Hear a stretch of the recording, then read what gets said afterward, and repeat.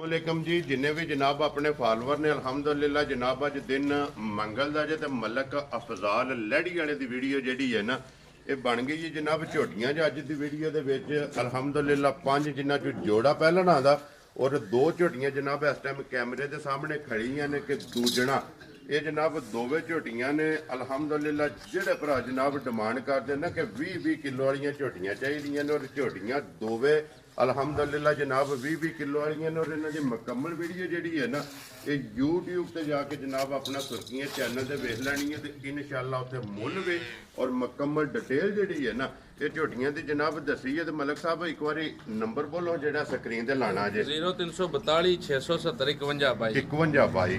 ਲੋ ਜੀ WhatsApp imo ਦੇ ਕਾਲ ਇਹ ਨੰਬਰ ਹੈ ਤੇ ਲੋਕੇਸ਼ਨ ਜ਼ਿਲ੍ਹਾ ਤਹਿਸੀਲ ਗੁਜਰਾਤ ਦੇ ਪਿੰਡ ਲਹਿੜੀ ਜਨਾਬ ਗਲਿਆਣੇ ਦੇ ਨਾਲ ਅੱਗੇ 5 ਕਿਲੋਮੀਟਰ ਤੇ ਜਿਹੜਾ ਹੈ ਨਾ ਇਹਨਾਂ ਦਾ ਪਿੰਡ ਹੈ ਤੇ ਇਹ ਇਹਨਾਂ ਦੀ ਲੋਕੇਸ਼ਨ ਹੈ।